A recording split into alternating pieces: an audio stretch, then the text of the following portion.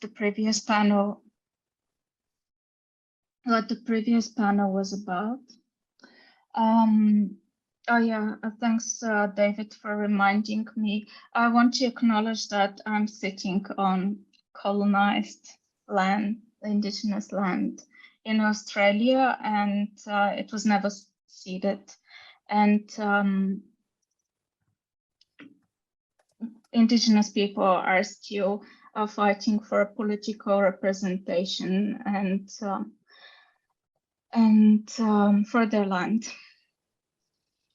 So I was just summarizing a bit what we talked in the previous seminar. They're not really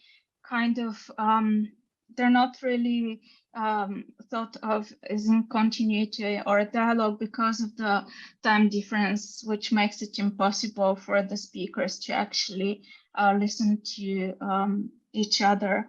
But the previous seminar was with Nicolae Kirkov, Boriana Videkanic, and Cristina Novakovici, which was actually turned out to be quite a Balkan panel. So we had a lot of discussions around the history of imperialisms in this part of the world and whether we can think of them as colonial imperialisms. We had a lot of discussion around the legacy of socialism and its engagement with anti-colonial struggles in the third world, and general critique of the post-socialist condition as one that is very much predicated on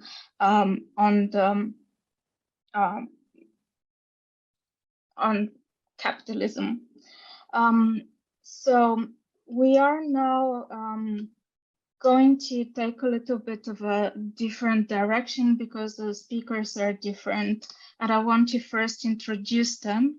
So the first speaker is Agnes Goj. Sorry, am I pronouncing it right? Agnes Goj. And Agnes is is a social researcher at the University of Gothenburg. She focuses on politics and social movements in East Central Europe from the perspective of the region's long-term world market and geopolitical integration, and has worked on different topics ranging from housing to social movements in Serbia and Hungary. Ovidiu Tihindaleanu is a philosopher and cultural theorist, co-founder of the Romanian website Critic-Attack, Indie Media Romania, and Leftist. And his latest book is Counterculture, Rudiments of Critical Philosophy, and he has worked a lot on issues of decolonization and the possibility to think of dialogues between post-socialist and post-colonial conditions in Eastern Europe. And Volodymyr Ishchenko is a research associate at the Institute of Eastern European Studies, Freie Universität Berlin. His research focuses on social movements, nationalism, and civil society. He's now working on a collective book manuscript on the Maidan uprising, and has been actually really busy publishing a lot of commentaries and analysis this week. So thank you for making time for this panel. And I want to start actually with a question that is kind of not just directly to you, Volodymyr, but I know that you recently published an article on the end of the post-Soviet. And I was interested if you could talk a little bit more about that. What comes after the post-Soviet, whether it's whether it is of value to think of a common Soviet experience, and whether we should mourn its end now, and how do we think of it in relation to Russia or to specific development in the capitalist economies of this region, etc.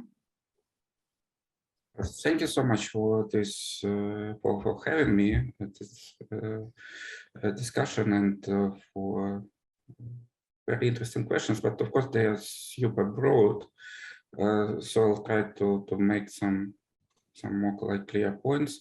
I do really believe that the invasion that started is perhaps not, maybe not the end, but perhaps the start of the end of the post-Soviet. And by this, I specifically mean the crisis, I would call it crisis of hegemony after Gramsci. That's actually not just post-Soviet, but actually it started even during the Soviet times. At the moment when the communist parties in the Soviet Union, but I also believe in the Eastern Europe, but certainly I know much less about Soviet allies in the Eastern Europe. However, yeah, by the end of the 1960s, the communist parties were not been able anymore to claim the leadership in the modernization project, which they were actually leading in the previous decades in the Soviet Union, at least. And since then, we are kind of like entering the 50 years of permanent crisis, of decay, degradation, and disintegration of the communist institutions, which in the post-Soviet times, I don't believe they were actually replaced by anything more stable. And I mean, in anything of stability, and that's why this desire to stabilize the situation was actually very much a part of the popularity of the leaders like Putin in Russia, Lukashenko in Belarus, who at least somehow were capable to conserve, stabilize the developing crisis. However, those kind of regimes that they established, they are fundamentally fragile because they are personalistic and authoritarian, and they regularly meet the crisis of succession. And actually this crisis of succession and how to solve it without triggering another revolution in the post-Soviet space, which we have seen actually quite many, and not just in Ukraine, 3 times in the life of one generation, but very recently in Belarus, suppressed quite brutally in 2020, and most recently Kazakhstan, also suppressed, and also with the invitation of the Russian forces. So this escalation of this crisis on the periphery of Russia, and also the escalation of the oppositional attitudes in Russia itself were very, very much related to the decision to start the war, as I believe, and I'm expanding on this argument in the forthcoming article quite soon on Jacobin. We are in the post-Soviet times, we are basically entering into 2 deficient solutions for the hegemony crisis, either Caesarist personalistic authoritarian regimes, which for some time try to stabilize, but don't really provide anything fundamentally solid, or the quasi-revolutionary deficient solutions, so the revolutions which are not exactly they respond to the crisis. However, in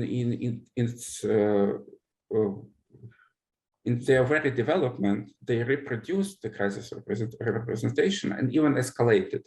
So just to put it just in few words, the people actually expect some fundamental changes in their lives and after the revolution, but they get just another fraction of the same elite that continue the business as usual.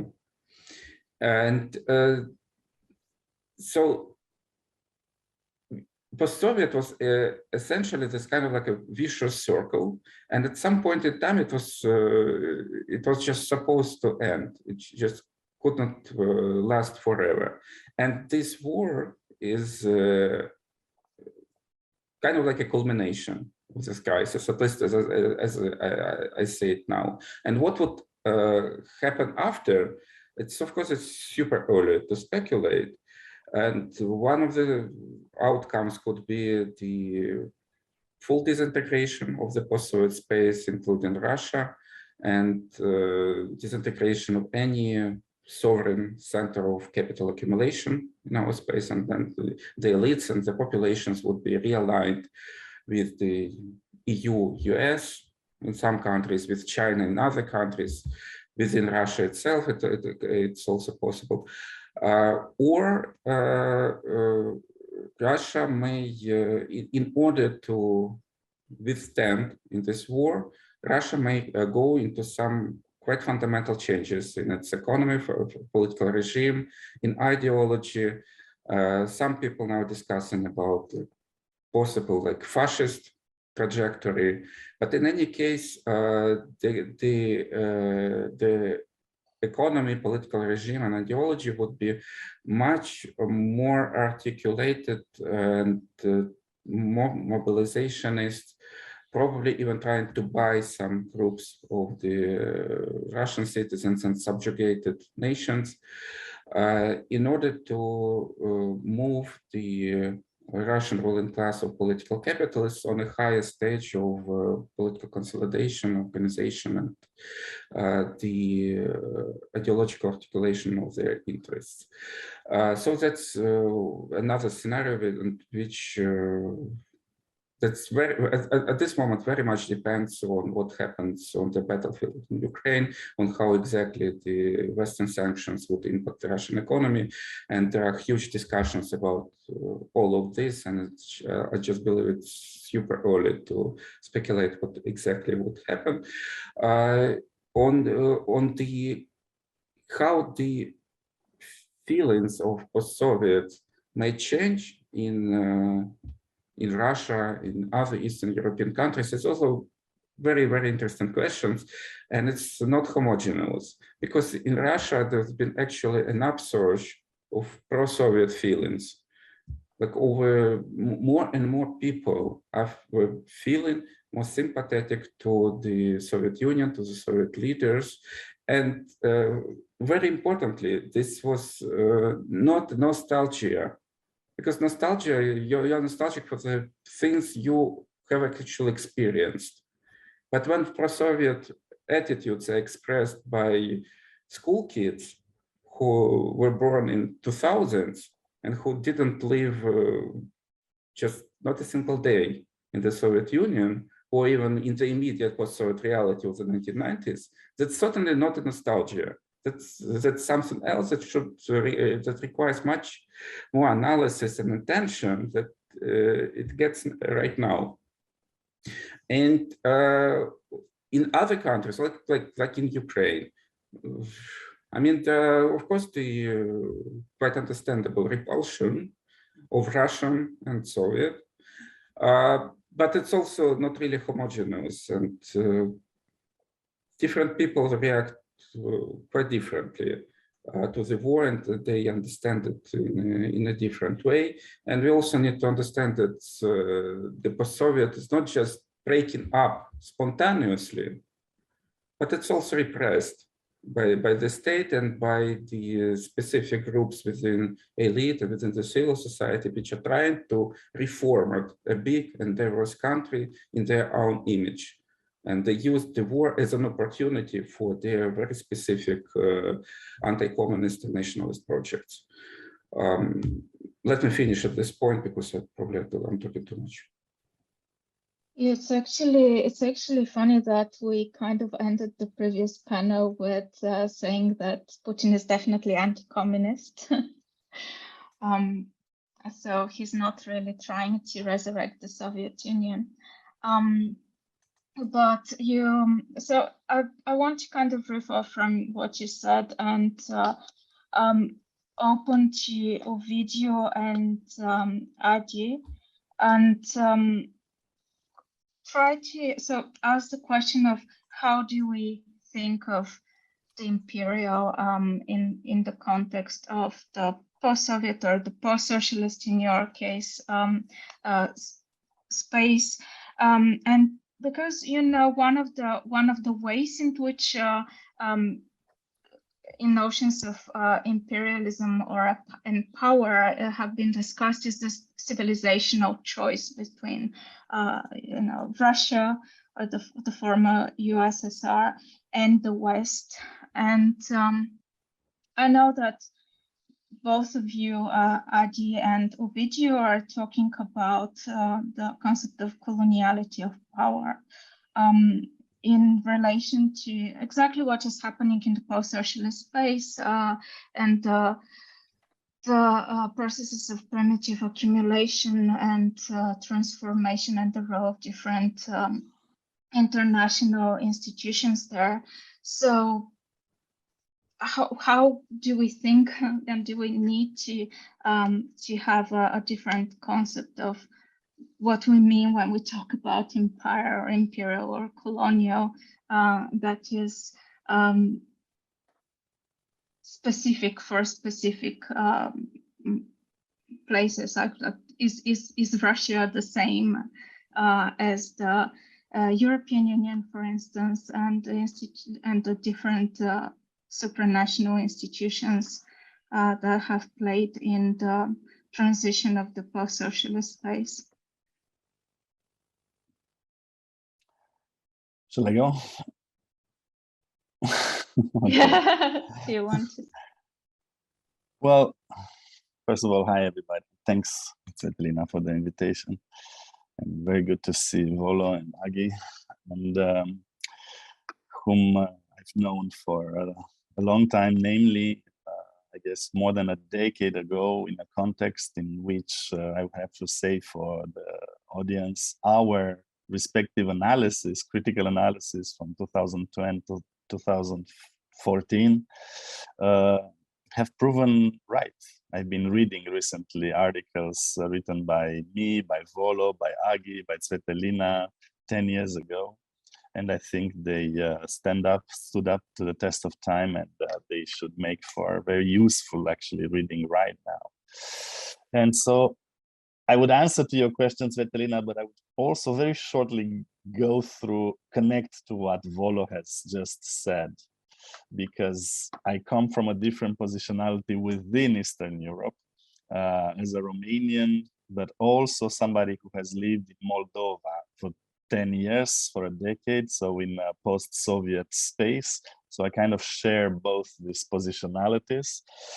And what Volo has called the end of the post-Soviet, I agree with a qualification. Of course, I've been talking and for our experience in Romania, and I would say it's, let's say, the end of the post-socialist or the end of the transition.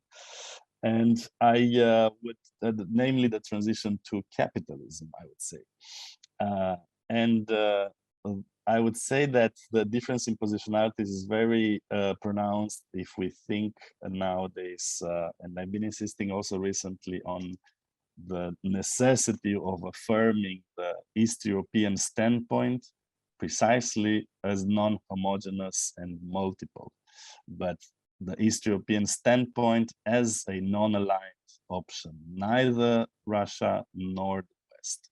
And I think the recent history justifies including the non-aligned orientation of Romania's socialist foreign policies taken in the late 50s and 60s and 70s, namely, again, neither Russia nor the West given that this history of the transition has proven in a sense that, well, the West, let's put it this way, the West have been bad friends for Eastern Europe in the past 3 decades, as the transition to capitalism has been not only when Volo said crisis, this crisis that started in the 60s and was multiplied and reproduced, and well, after 89, it became a catastrophe, I would say, a catastrophe, a social catastrophe, a demographic catastrophe, and an economical catastrophe. And this is what the reality of the transition to capitalism has meant for the peoples of Eastern Europe as a whole. It has been not a failure, but a success in destruction. And in the destruction of the lives of our parents and grandparents, and also a success in the destruction of industries as well as cultural materialities and legacies. And all this dark side of the integration of Eastern Europe into the free world has been something that unfortunately we have been talking about for decades in Eastern Europe, but it's something that unfortunately has kept on falling on deaf ears on the part of our Western colleagues, including from the left political orientation. And I would say that also a little bit in the same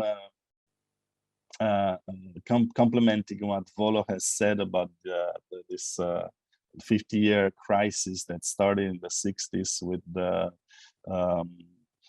crisis of growth of socialist regimes and the search for an alternative. What we can see in this upsurge of, as you said, not only nostalgia, but genuine search for roots, positive roots in the past, is that people are aware that what has been, let's say, lost in this transition to capitalism have been, precisely the peace, the stability, and the security that socialist regimes, with all their egregious mistakes and errors, have been able, nevertheless, to provide.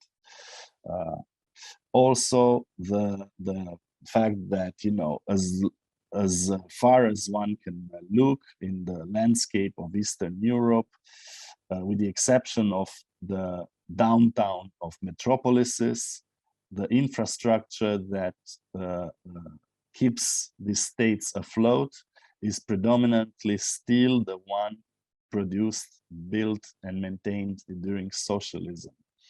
And from bridges to the electrical grids and the energetical grids and dams and all that stuff, all the infrastructure industries and infrastructure, most of the infrastructure that exists, with the exception of roads, of course, and highways, is predominantly still, after 3 decades, the one created and built under socialism, right?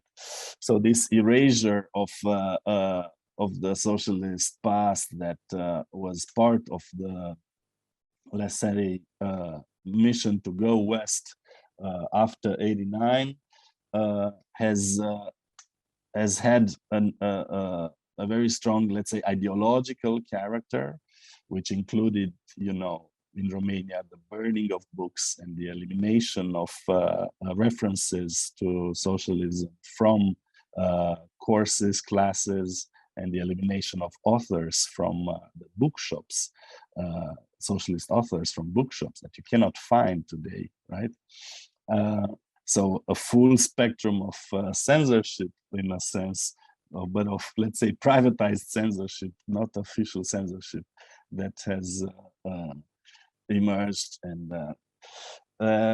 And so this erasure has not only operated in the realm of, let's say, political sphere, insofar as, you know, socialist ideas were kind of anathema to think about and to fight for in the formal political sphere, but this erasure has had a wide spectrum that included the disappearance, you know, of materialities of everyday life. And I think this upsurge of not only of nostalgia, as Paolo said, but of the genuine search for local roots, for local roots for the practical answers, is also an inevitable answer to this erasure. So when I and others proposed about a decade ago the necessity of well, looking at imperiality in Eastern Europe and the necessity of decolonizing Eastern Europe and thinking about it was explicitly as an answer to this kind of dominant, let's say, ideologies, culture that had not only an effect on the political sphere, but a wide effect on everyday life. And this ideology, dominant forces were anti-communism, whose effects I just kind of explained to you about, but also Eurocentrism and capitalocentrism, right? Putting capital at the center of everything. And when, for my part, I insisted on decolonial thought as a sort of a way out of these forces of domination and destruction, it was an effort meant for the beginning against, and explicitly, it's in the texts, I guess, it's on record, explicitly against both radicalized Eurocentrism and against radicalized ethno-nationalism from the outset. So it wasn't an attempt to revive, let's say, a nationalism against bad EU or local locality against, you know, good locality against bad globalists. It had its own organic roots and its own orientation and justification. And the justification was that the local public sphere, as well as formal political sphere, was beyond the way actual parties were defining themselves. It was dominated by radicalized Eurocentrism and radicalized nationalism, which were kept on recruiting, let's say, and growing.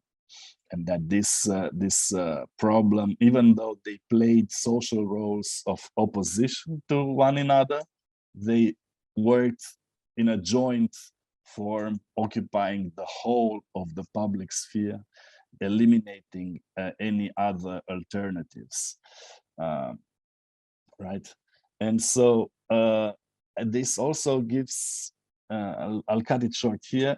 This also gives, I think, a clue to the answer about the imperial in the post-socialist space, because we have to talk about what the current dominant forces, right?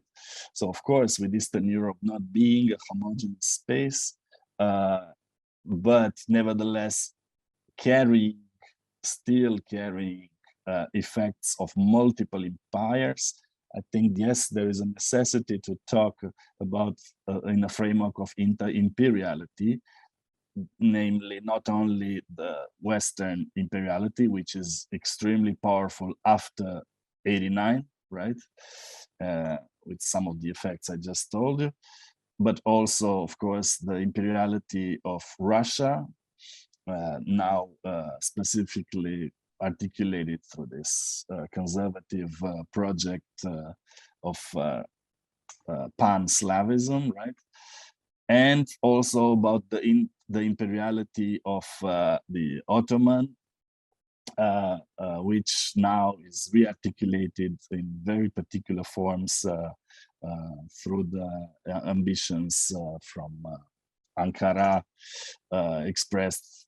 We can talk separately about that, but these are three big discussions. It's a specific frame for the positionality of Eastern Europe that has to take into consideration all these three imperial forces, the West, Russia, and now Turkey, and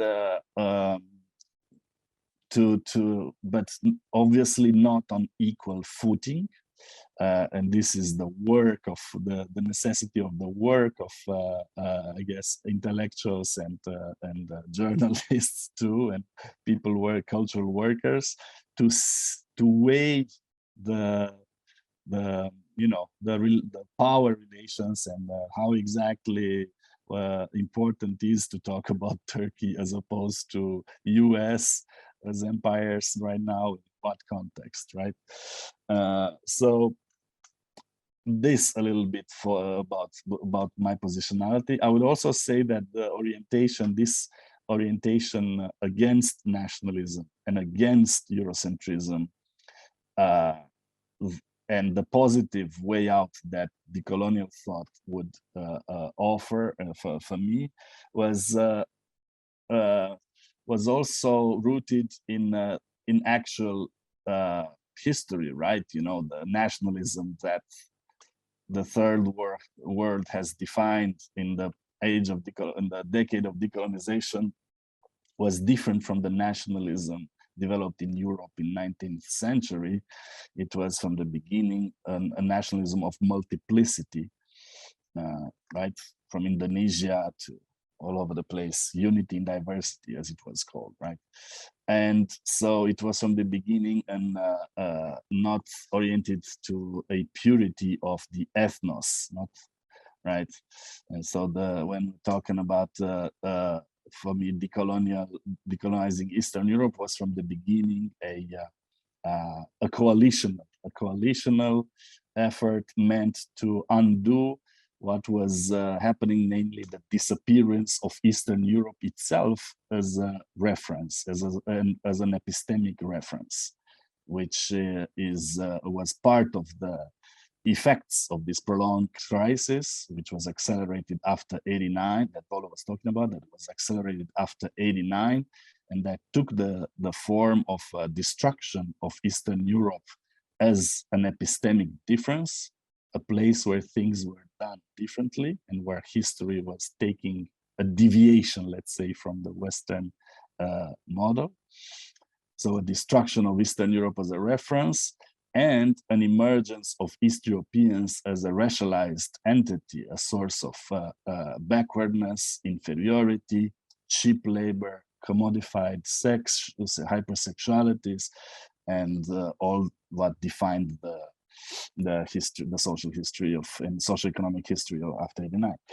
And so the decolonial orientation in Eastern Europe was meant to offer a positive way out of these dominations, and rooted in what not only me but others have called back then the necessity for a regional internationalism,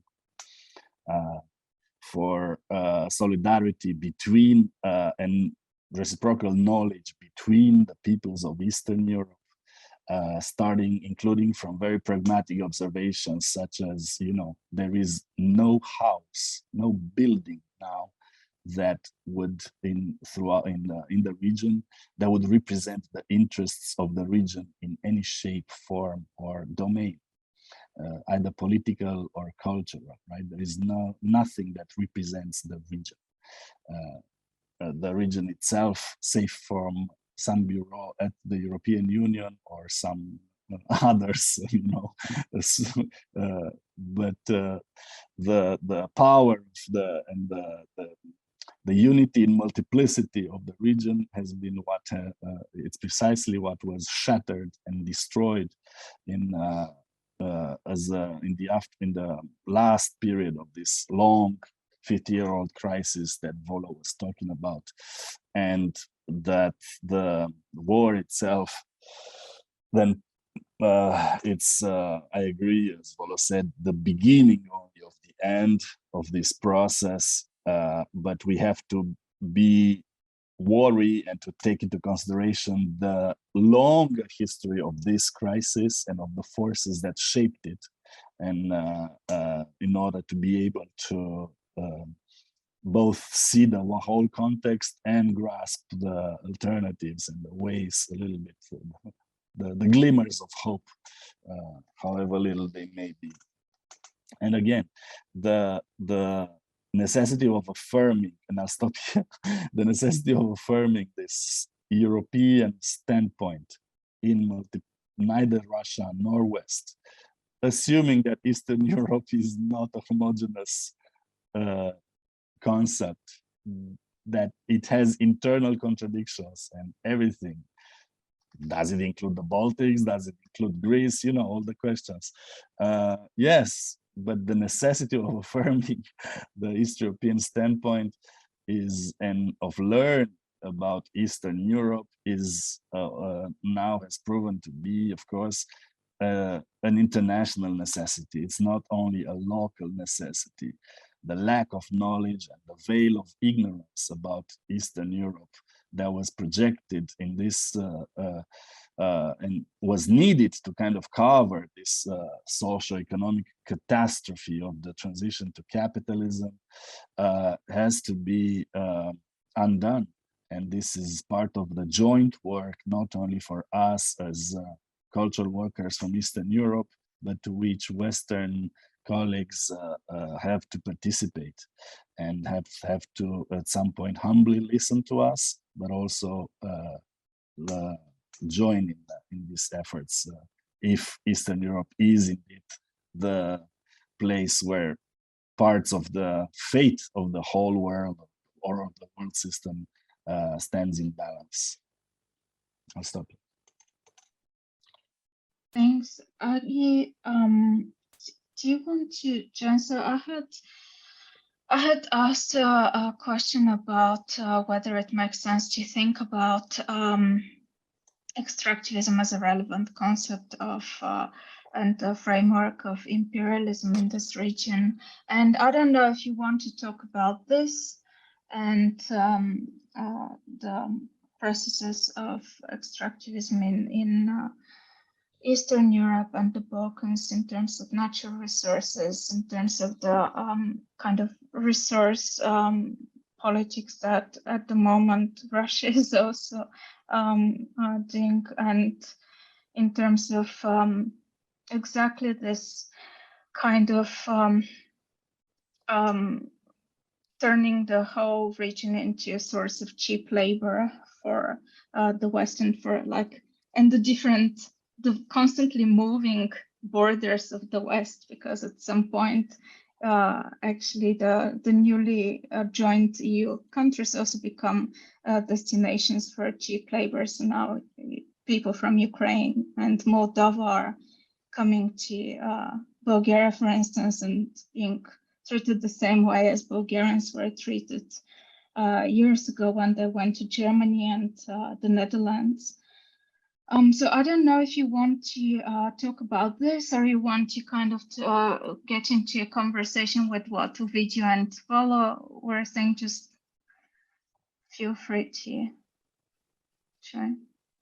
Yeah, they actually are very much connected, so I can just speak about it. So yeah, thanks for organizing this and for having me as well.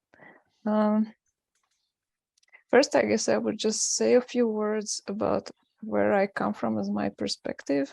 So it is quite tied to the traditional word systems research, and why it is sort of specific in talking about things like coloniality or imperialism or the nation state, is that it doesn't only conceive capitalism as a global system, it also conceives it as a concrete, historically developing system. We only have this one capitalist history, and the way you you conceptualize it in this tradition is not so much about creating fixed concepts that then you take freely across time and space, but rather you look at certain contexts and you look at the broader dynamics, how they are connected. So in this sense, I would still, of course, this is a simplification of the international debate that is going on, but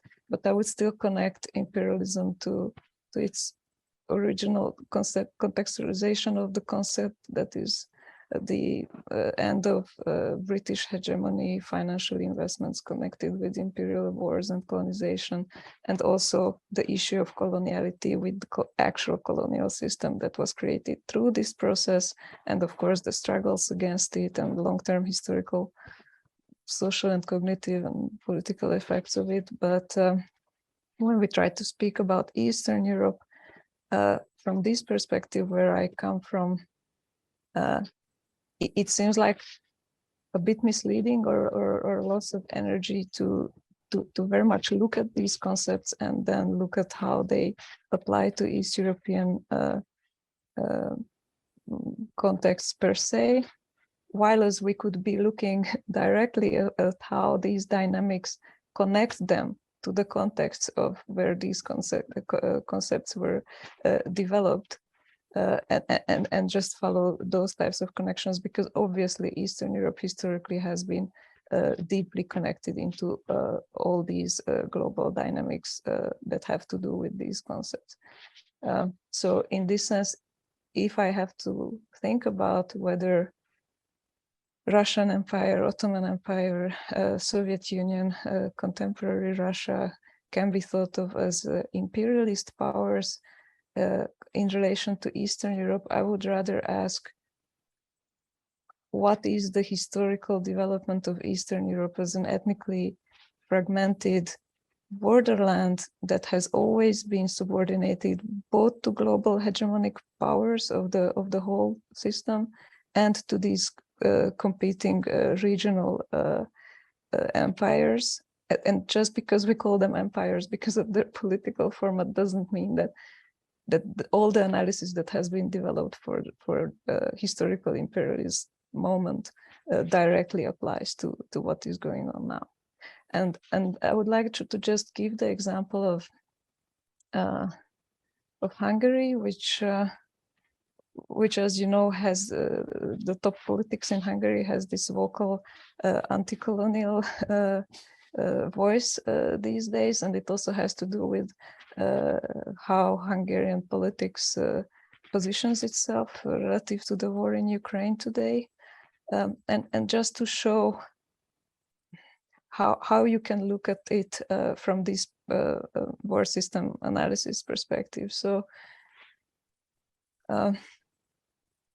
during the market socialist period, which is the successful part of Hungarian socialism, where there was quite a high level of social welfare. The Hungarian model of world economic integration was rooted in what we call with my colleagues a bridge position, which was basically about importing Western technological inputs, then exporting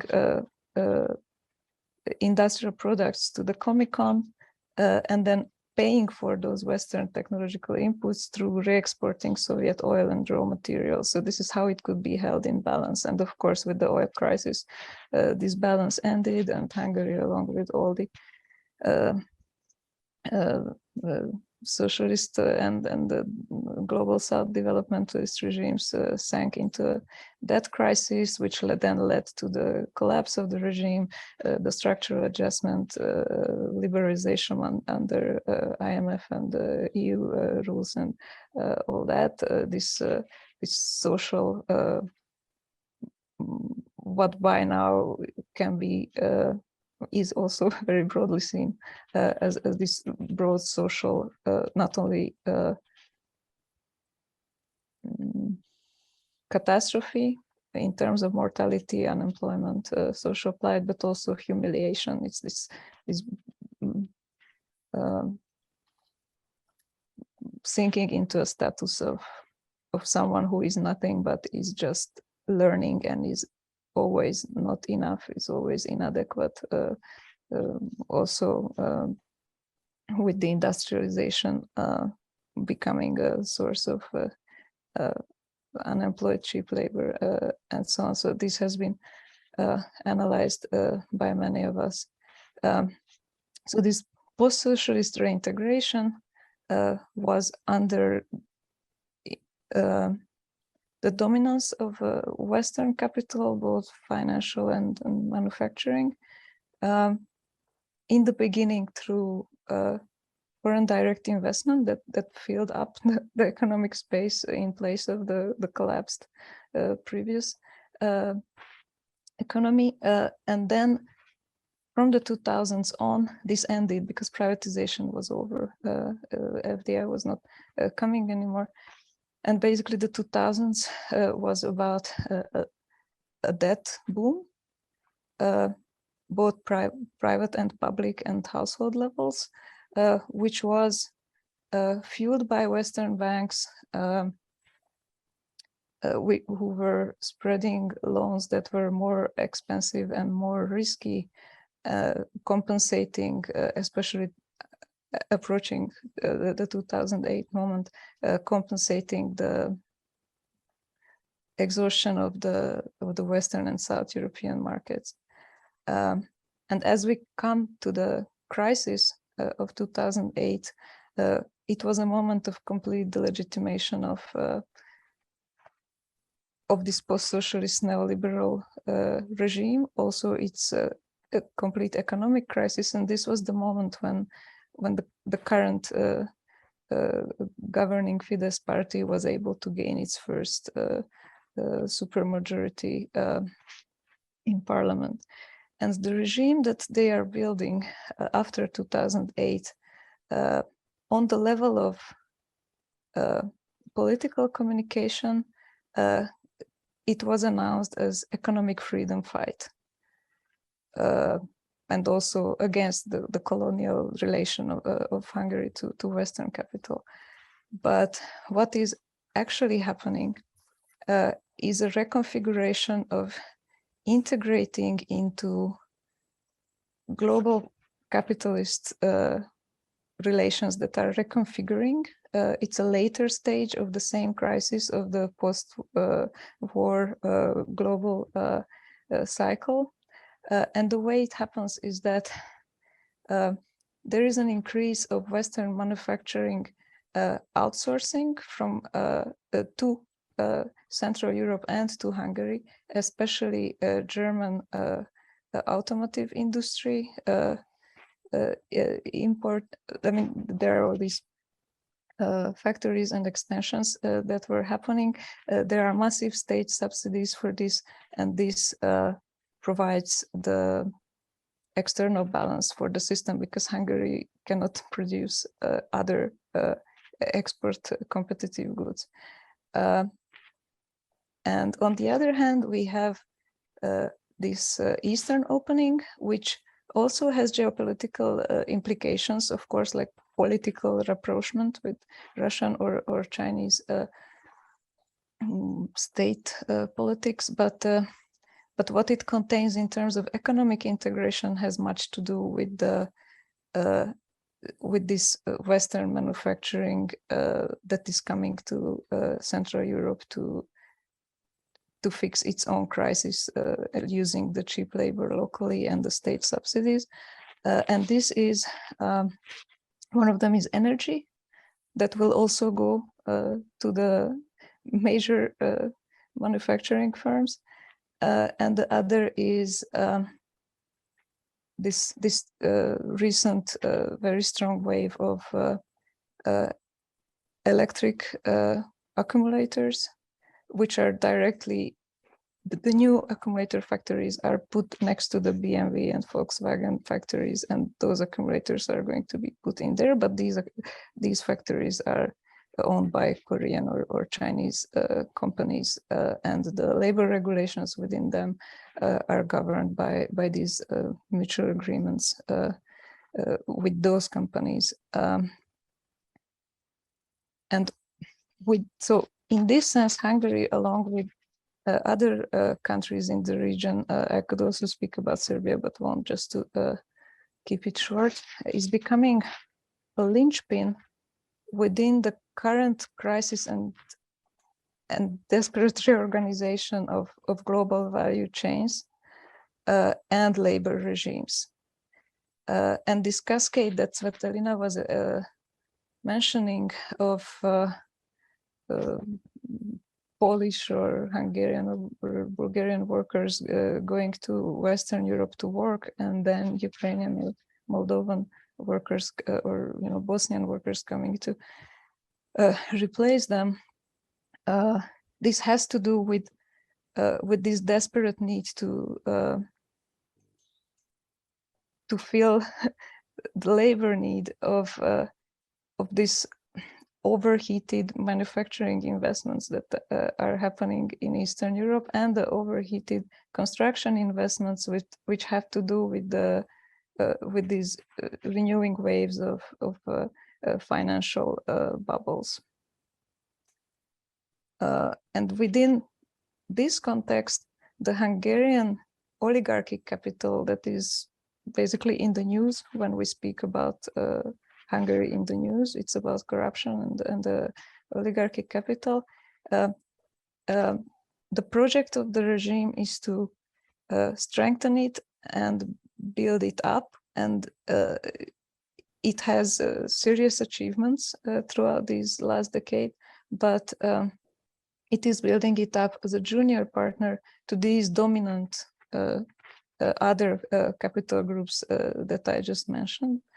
And it is happening in sectors, very specific sectors where the state has specific powers to intervene, typically domestic services like telecommunications or banking or transport infrastructure. And the way it is happening is dynamic in time. So first, what we saw was the state entering into banking or infrastructure, buying back shares. Then we saw a privatization to these oligarchic groups. And the interesting things we see today is that privatization is going together with trying to secure the position of these companies with buy-ins from external capital. Like, for instance, there is a new Hungarian telecommunication company that was created and really built up throughout these years. And the biggest international investor into it is German Rheinmetall. And all this is happening at the same time while within politics, this ideological war against European and Western colonization is being won, which is a political tool to produce legitimacy that mostly relies on people's experience of social grievances and humiliation during post-socialist neoliberal phase, but it really doesn't describe the real integration that is happening at the same time. Thank you so much. It's really good, actually, the way all three of you are showing the impossibility of just transposing concepts from one region to another, but also the very different dynamics and different forces that play in different parts of Eastern Europe. I just wonder if you, Volo, before we jump to questions, I'm curious if you can, if you can share something about the condition of labor at the moment during the war in Ukraine, because there were some, I've read there were some laws that were passed that are basically limiting labor rights, but on the other hand, the labor unions seem to be very supportive of the government in the war. So can you kind of shed light onto this if you know anything about it? Yeah, of course I can. What happens with the labor legislation is not a new story. in Ukraine, and the attempts to revise the Soviet labor legislation, which was passed in 1970 something, they've been happening. I mean, I remember them since 2004. I participated in a very small protest rally against perhaps the first attempts to revise the Soviet labor legislation, and there've been this regular attacks on it, and always they were pushing the same arguments that we cannot live under the Soviet laws since the 1970s. We are in the new situation. The employers are too kind of like restricted, and it just doesn't work. It just doesn't represent the post-Soviet reality anymore. To some extent, it was actually true, but that was, I mean, I would say that was in this situation, this was a problem of the reality, not of the laws that were developed during the, kind of like a better working economy, and which provided for the workers in much better than what happened in the post-Soviet Ukraine. All those attempts to reform the labor legislation that were failed, sometimes because of the disagreements within the parliament. Sometimes there were some union campaigns. I'm not exactly sure how they were efficient, but nevertheless, during the war, as I already mentioned, nationalists used it to reform Ukraine the nationalist way. Zelensky uses the war in order to consolidate power. Now, the labor legislation is again a victim of the people representing the rich, who are using the war in order to push forward those unpopular reforms that were not capable to implement earlier, and now they meet, of course, much less protest. First of all, any protest action is simply forbidden under the martial law, and secondly, of course, there is this patriotism issue when, of course, many people are feeling uncomfortable to criticize their own government during external aggression. And thirdly, I mean, we should not overestimate the Ukrainian unions, because they've been always quite weak. Even if, like, formally uniting quite many workers, they've been not exactly capable for massive protest campaigns that would actually have a big disruptive effect on the government. On the level of the local enterprises, yes, there have been some quite efficient strike actions, but overall, we understand that, I mean, Ukraine is a part of, we still not yet changed the post-Soviet reality, with very weak civil society, with weak unions, who are not capable to reach to the large masses of workers. So I would not expect any serious resistance to these attempts, especially during the war. After the war, I mean, it's very early to speculate what would happen and what would be the political reality. That's it. So I will open now for questions, because we are going to finish in like 25 minutes approximately. So I want to leave time for questions. And is there any HDR student who wants to ask a question first? This is the tradition here.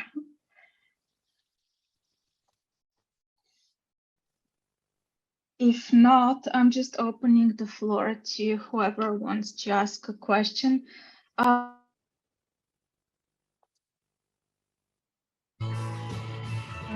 Can you raise your hand, or Write in the chat to say that you want to ask a question.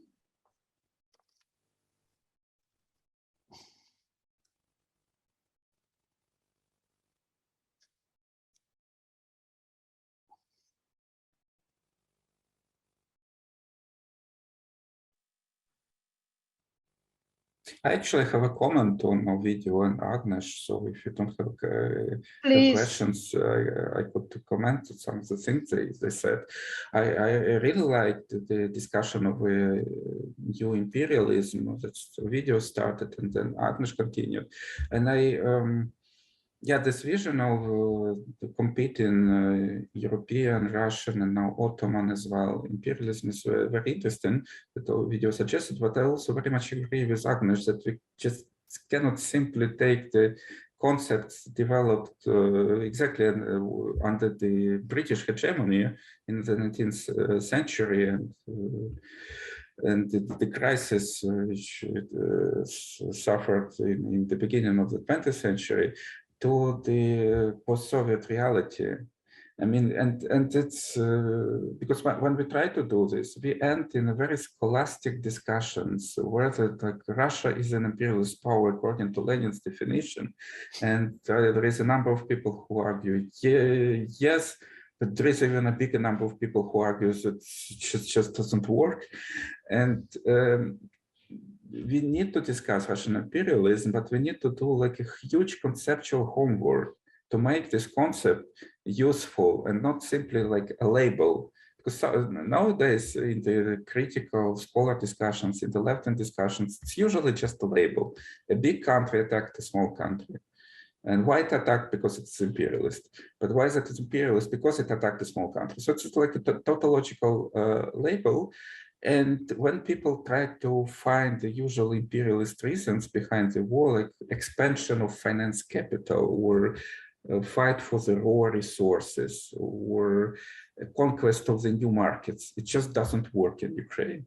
In Ukraine, where nobody wanted to invest, besides our own oligarchs who were like moving the money from the offshore accounts back to Ukraine, or in order to actually to make profit from those raw resources, which of course Ukrainian land is rich on, but Russia is even richer, and you don't need to start a very costly and very risky war when you actually have so much of the resources unexplored on your own territory, Russia.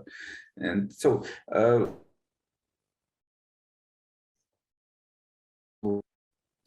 like to push on this war, they just do not fit, and then people end with some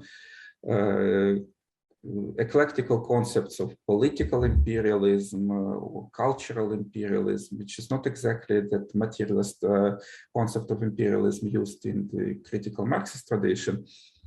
And ultimately it pushes us to understand Putin's decision as simply he's either like a power maniac, he's trying to get as much as power as possible, or he's an ideological nationalist zealot, which, I mean, not exactly impossible, but that would be pretty much exceptional for the post-Soviet politics, very much dominated by very cynical, very pragmatic, very short-term interests, when the ideological zealots like Adolf Hitler, let's say, with whom Putin is now often compared,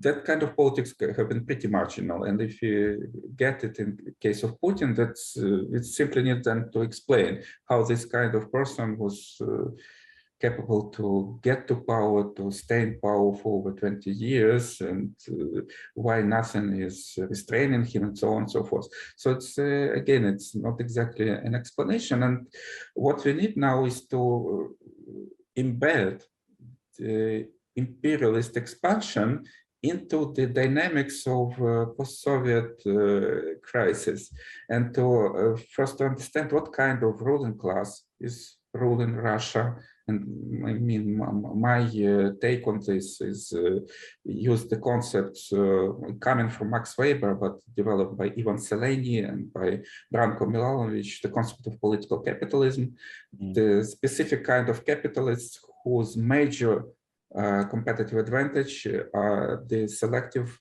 benefits from the state, unlike the capitalists who rely on technological innovation, or the capitalists who rely on particularly cheap labor, and how these kind of interests, which, I mean, first they were kind of like constrained by the Caesarist leaders like Putin, and then they needed to expand beyond Russia and overtake like the former post-Soviet countries. And so it would take just a long time to expand on this argument, but the point is that we really need to take very seriously the specificity of the post-Soviet condition, the specificity of the post-Soviet ruling class, its interests, and not simply try to equalize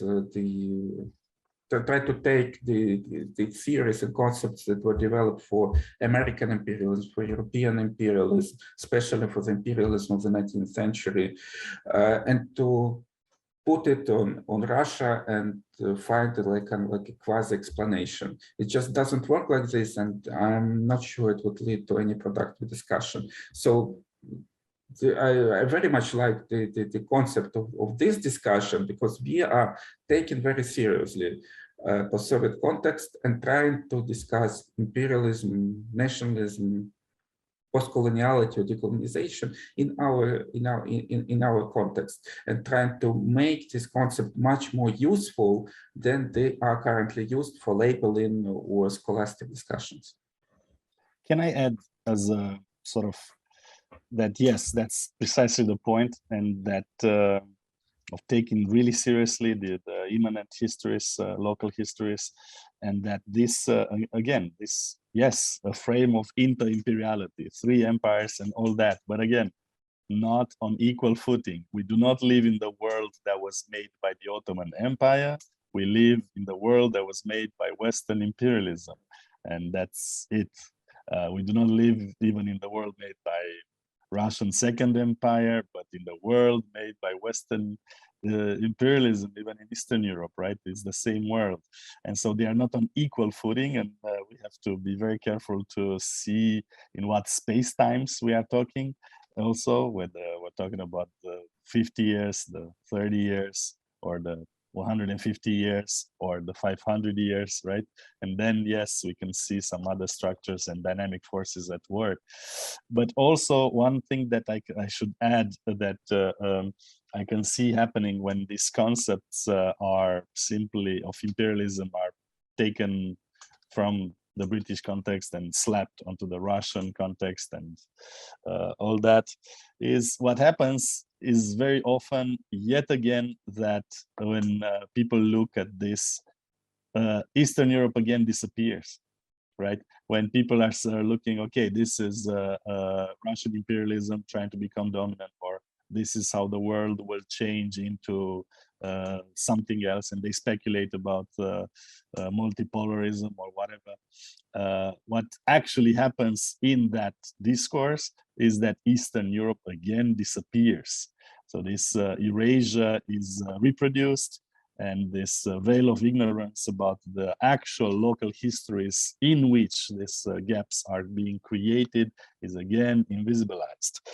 And the point that you made, that we need to look at the who and what are the new dominant classes, it's extremely important. As Agnes said about Fidesz and in Bulgaria, but you can make the argument even for Romania, even though the conservatives have not reached that kind of power, it's a capitalist oligarchy that on superficie has answered to the popular disenchantment with the European dream, but let's say, it has absolutely, even though it used in the case of Hungary explicitly anti-colonial, the word anti-colonial, it has absolutely nothing, strictly, rigorously nothing to do with the history of anti-colonialism, with the alliances of anti-colonialism, with the politics of anti-colonialism,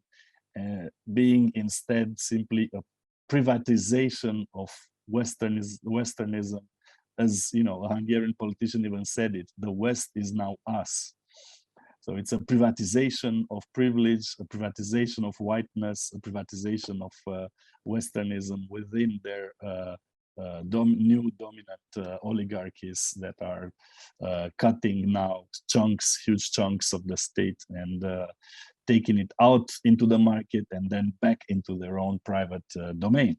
And I agree with Volo that yes, we have to look at their practices and to these new dominant classes and who they are and what they are doing structurally, to whom they connect, instead of deciding whether, you know, multipolarism is going to be better than unipolarism, right?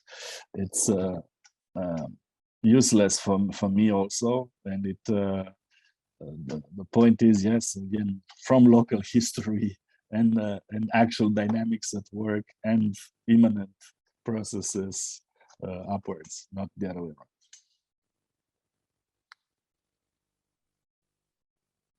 around. So Paul has a question: what could Ukraine have done differently? It's a big question. Here's the simple question. I'm just thinking of the context of the three imperialisms you've been talking about, and thinking and watching that bizarre process of Vladimir Zelensky being seen as a liberal Democrat, when in fact he was a barely coping politician of the minor autocratic kind. And so that issue of how, under circumstances when you're barely managing to control the politics of a state, how could Ukraine have done something differently, which was neither to move towards the West, but to pander towards the Russian Empire? I mean, Russian Empire, you're talking about Putin's Russia today? Exactly.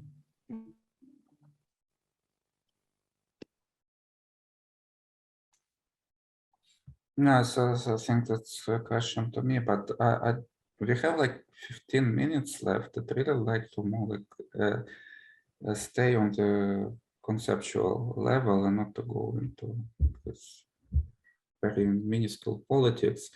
I mean, even I don't mean it to be minuscule politics or minor. Yeah, even the question is what is the choice that you have even conceptually under those circumstances?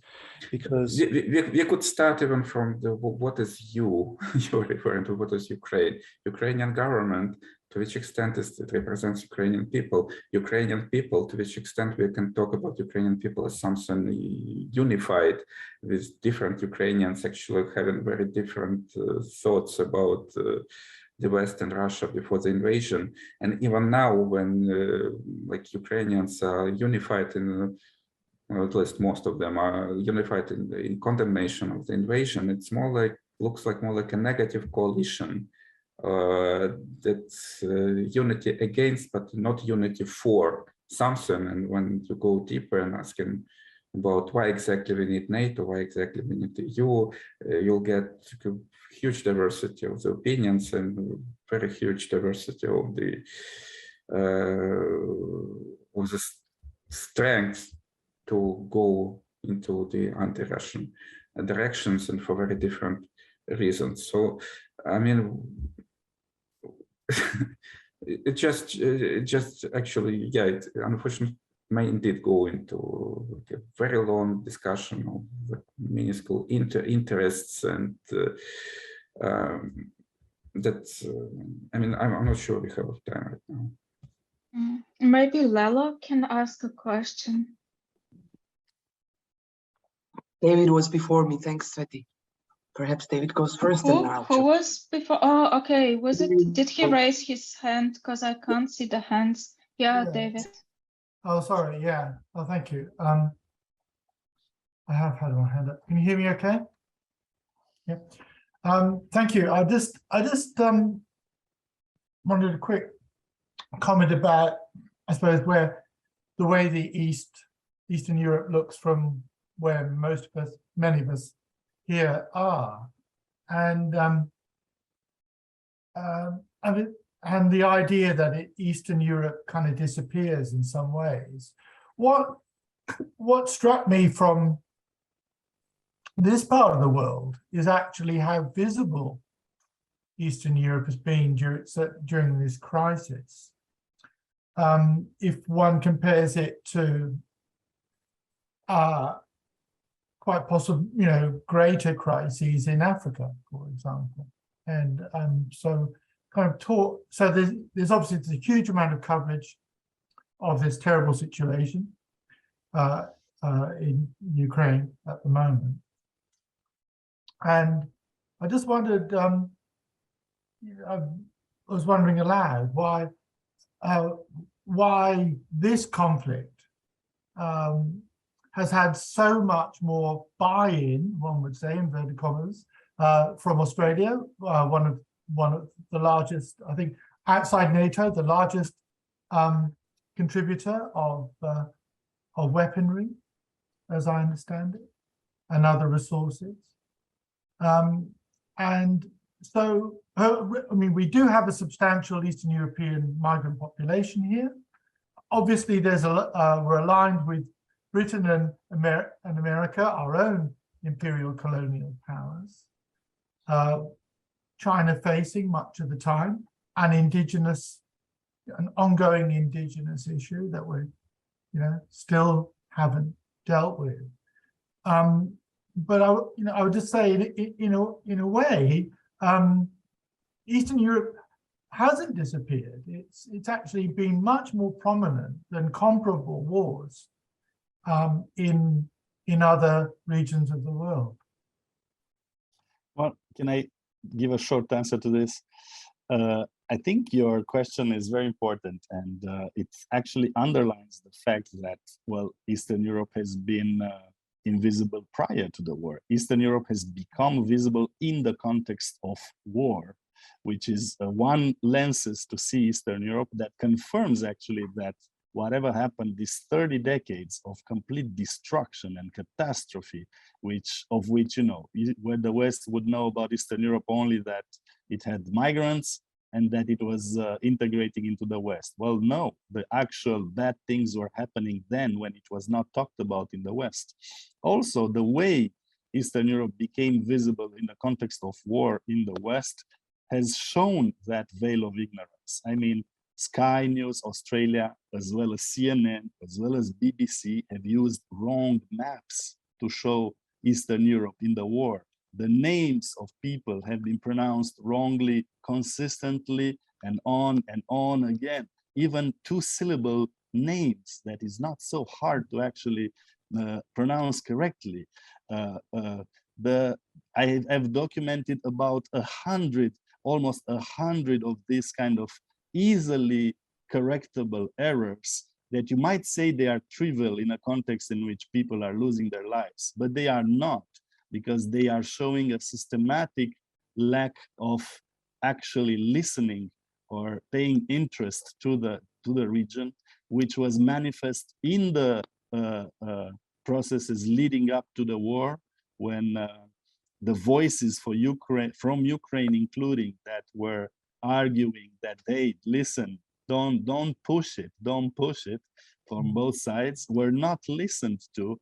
And when the West talked about Eastern Europe, very often it talked about its own idea of Western Europe and its own projections of the Western civilization and of whatever is at stake.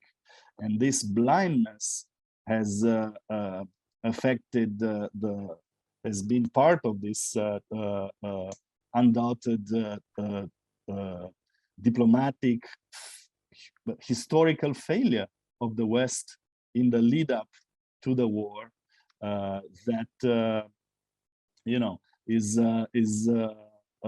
very much part of the equation of the catastrophe in which we are now. this failure. And so, yes, Eastern Europe has become more visible than other regions insofar as it has been construed as a reflection of the West.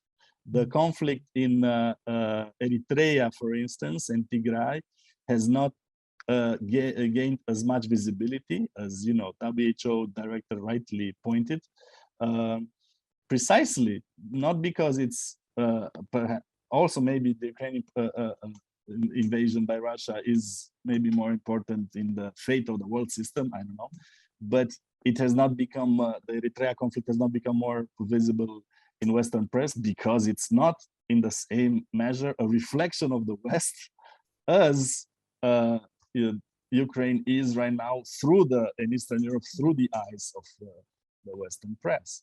I think that's what I would answer. Okay. Does anybody want to add something? Otherwise, we go to Lela's question. Lela. Thanks, Sveti, and thanks to all the panelists and contributors. This has been a really nice and exciting panel, and I would love to, but I understand that we have very little time. I would also love to comment on this matter of choice, like what kind of choice Ukraine has, because this is something very close to the position of the country where I come from, where Georgia is also put in this place, right? What could have Georgia chosen if not West versus Russia and vice versa? And, I just realized, like, just to say briefly, we need to then really specify, and this is in a way such a tricky way of asking a question. I mean, what could have Ukraine done differently, or what could have Georgia done differently?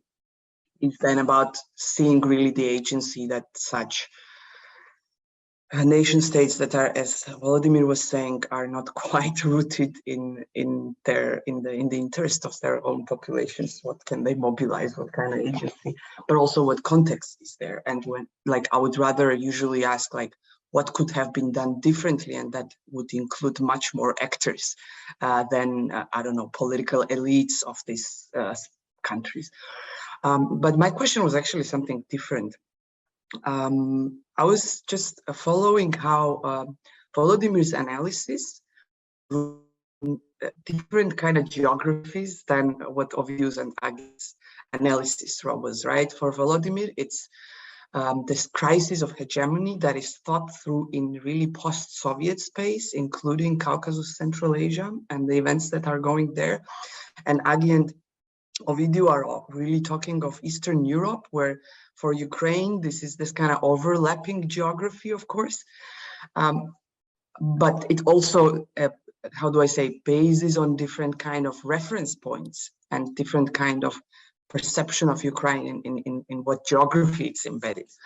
And this is a challenge for me very often, how to then pay attention to specificities, but also kind of similarities across Eastern Europe and post-Soviet space, because these are different places in a way. And I always lack this conceptualization of the overlap and specificities as well, right? So I wanted to engage in a way, all three of you, in thinking how to make this, in a way, two narratives embedded in two different geographic contexts, really talk with each other instead of just assuming the overlap. And obviously also, I mean, for me, the major question is how the political economies of these regions have been unraveling throughout the 30 years.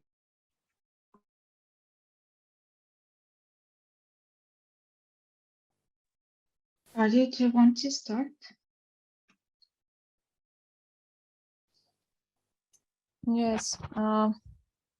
So obviously it's a big question. I wouldn't go that much into the big analysis of the long-term political economic interactions, but rather take it from this this issue of agency. What kind of agency there could be that has anything to do with, you know, the actual idea of decoloniality in the interest of the people. And here I would say that thinking in terms of what Ukraine as a unit should do, or what Russia wants, what China wants, what the US wants. In terms of a global class analysis of the global capitalist system is not really helping us. There is a tendency to think like that also as intellectuals employed by, national institutes, because these are the questions that we are employed to answer. But as political beings, as humans who are exposed to this, also as citizens of this country, I don't think it makes much sense to think in these terms. So if I think of the position of Eastern Europe today in the middle of this global crisis, global hegemonic transformation, which is also fueling the strategic and conditions and changes that the Russian elites are doing, but all of our elites are trying to adapt to it. And today, Eastern Europe is becoming not only this linchpin of overheated investment and labor regime fixes that involve not only these usual cascades like Ukrainians working in factories in Central Europe or constructions, but also by now it is so dire that you have Indian, Korean, Filipino, Vietnamese, Chinese workers shipped in all kinds of horrible contracts and conditions, and it still is in the situation is still in this middle of constant supply crisis. So in this situation, we are also getting to the ultimate stage of this when these same people and these same countries are also becoming part of the next stage of the militarized conflict that is the usual outcome of these global capitalist crises when there is the real economy structures are falling apart to such an extent that and the investment possibilities are threatened to such an extent that militarized control and reconstruction of investment capacities becomes a preferred option, and we in Eastern Europe are subjects to this. So what about this subject?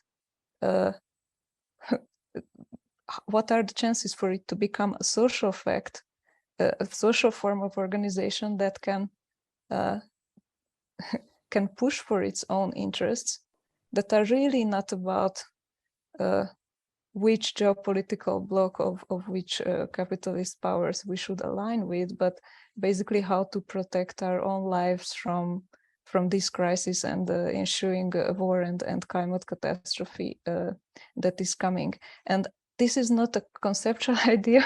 Of course, as a conceptual idea, it is already there forever. But it is also a question of real organizing how we can do it. And just to finish with that one example for that. So before, in the years leading up to this outbreak of technological and great power conflict between US and China, there was this group that was organizing Chinese and US IT workers within the same space, within the same organizing through the very practical connections that they had through the same companies, same models of extorting labor.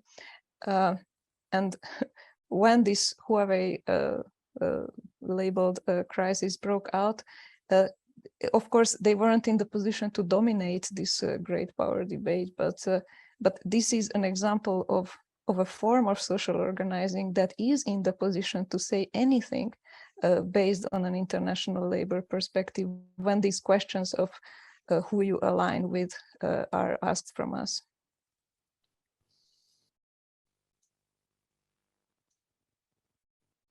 Citalina, do we have time? Not I'm happy to to stay longer if you're happy with that. So if you don't have to leave, just go on. No, I do have time, so and I have some thoughts on Lila's question. Yeah, so please if go you can on. continue.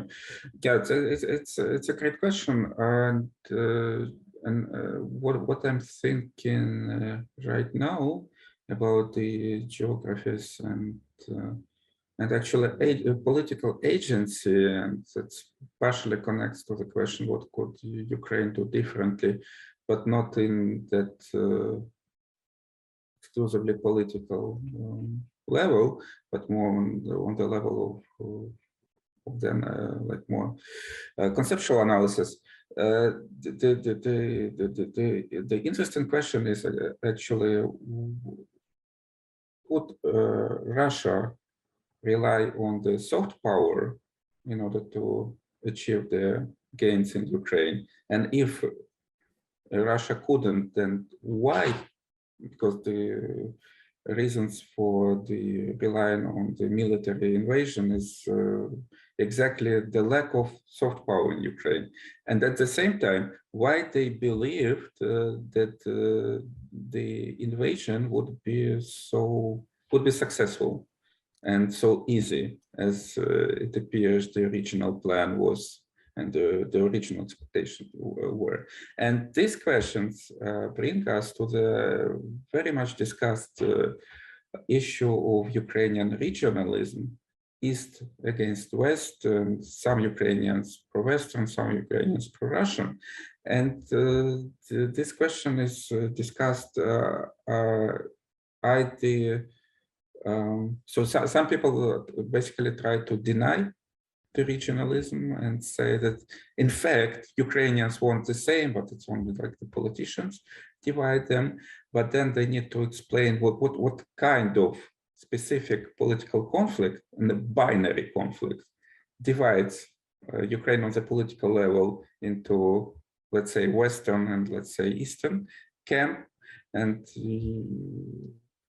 you need to explain how the huge diversity of different interests in different regions are polarized into just two.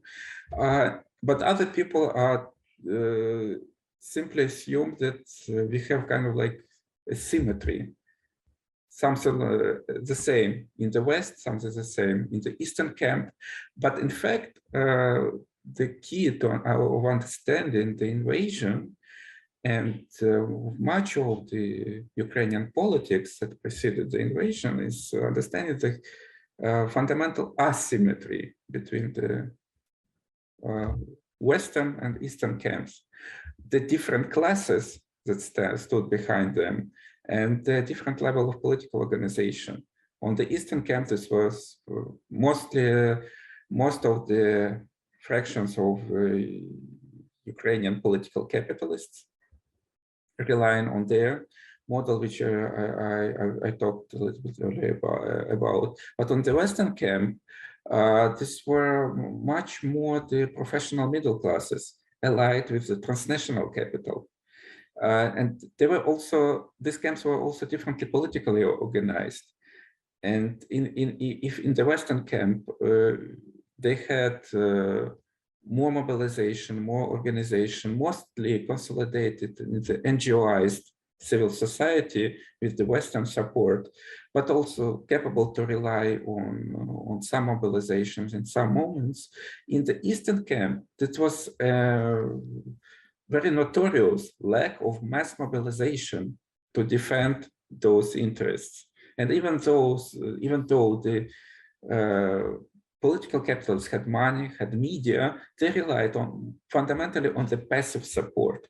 And so in the critical events, the Eastern camp was not capable to defend its own interests when what was required was the force and the mobilization and pressure from the streets.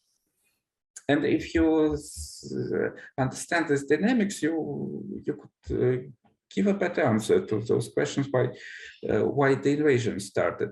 So the Russia lacked soft power. They could not rely on any active enthusiastic mobilization for any pro-Russian causes. But at the same time, they believe that those that narrow NGOite civil society would be quite easy to remove, and they won't give any significant resistance.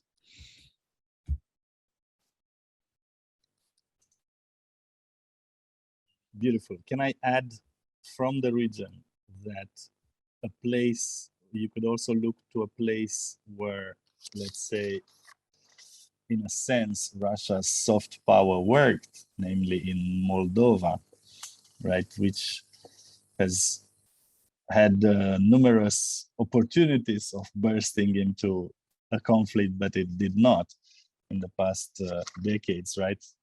Swinging wildly from the pro-Russian to the pro-Western and back forces, right? But still, the conflict did not burst out. And maybe one of the lessons for us all to learn from this smallest of places that internalizes the biggest contradictions is that what the Moldovans have done right is to fight against the consolidation of capital, because those two factions that Volo has described, asymmetric as they were, they both represented consolidated capital, both in the West and in the East, with different means, but it was consolidated capital. And so it was an inter-elite rivalry, right? I think you might agree with that, right? And so basically then one of the, I don't know, the lessons is that would be then that the need to fight against the consolidation of capital is decisive against this fall into the militarized option and into the explosion of conflict.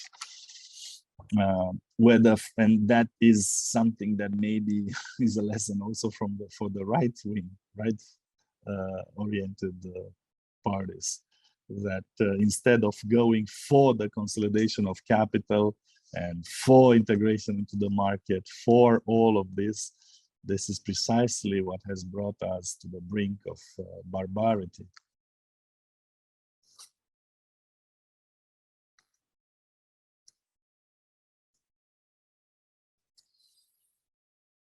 Right, thanks. Does anybody else have a question? I love the discussion, and I think it was well. I want to kind of go on forever, but I also don't want to take on too much of your time. Do we have any questions at the moment? I can ask one. Go on. Yeah. A lot of the discussion today, particularly in the first session, was about the way in which political concepts move across regions, and, you know, can you take post-colonial thought? I think of that as coming from Calcutta, or decolonial thought, I think of it as coming from Lima into a space like Eastern Europe, which is, of course, you know, more different from itself than it is from its others. But, you know, one consistent message has also been this, you know, neither with the West nor with Putin, non-alignment, which seems to me that if there has been a kind of export of a political concept from this particular part of the world, that's it. And especially since 2008, since that crisis, you know, you can see an escalation of this in talk around the world. I mean, partly through organizations like Rosa Luxemburg Stiftung, certainly in the, you know, cosmopolitan circles of contemporary art. This is kind of a mobile trope. So I'm just wondering how you see this kind of development with respect to this question of the movement of political concepts, because we talked about solidarity, and solidarity is a really tricky concept at the moment, particularly international solidarity. It seems caught between, you know, the triteness of solidarity. If you want to express solidarity, what do? You send a tweet and that's it. Or expressing solidarity is mired in the kind of politics of speaking on the behalf of others, if one tries to do that. But non-alignment seemed a kind of collective attempt and a way to sort of organize solidarities in some sense. So yeah, I'm just sort of wondering about the sort of potentials and pitfalls you see in the circulation of this concept and its associated practices. Can I go shortly and then you can each? Yeah. I mean, for me, this was part of this local trajectory of, let's say, decolonial and anti-capitalist thought in our experience in Romania, this appeal to non-alignment as a tradition, because as, for instance, Romania entered the European Union in 2008, nobody asked where it exited from, what it exited from, right? It entered into this Western-dominated institution, but nobody asked what did it exit from, what room did it leave? And that room has been the Group of 77. And the whole tradition of that hails right from the non-alignment movement and from the forum at the United Nations that was created in the aftermath of the non-alignment movement. Romania had a very pronounced non-aligned orientation within its foreign policy and economic policies and cultural policies also, that again, I would say was proven vindicated by the post-socialist history, and actually it was probably underused and undervalued. I see the need for this even now, like I saw it 10 years ago, the need for reconnecting with this tradition and its practical and its local roots and its solidarity roots. But it doesn't need to be necessarily, you know, an idea. You can see it in practice. And again, I look at how the people in Moldova have reacted, rethinking on the field, right, solidarity, by simply spontaneously organizing in solidarity with people coming from Ukraine. You know, in Moldova, even now, 9 out of 10 people coming from Ukraine are living in private homes, not institutions provided by the state nor by Western aid agencies.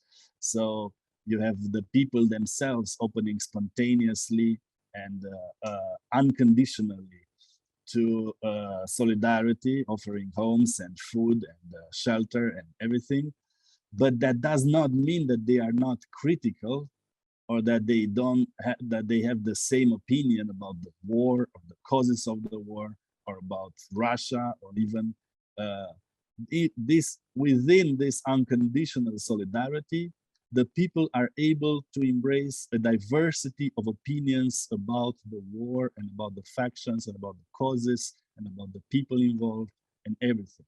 How come the people are able, the people themselves who are self-organizing into this tremendous show of solidarity, are able to rethink in such a wide form, whereas the press, the politicians, and the think tanks and the intellectuals are not able to, and are using this restricted concept of solidarity that eventually translates into militarization, or I don't know what.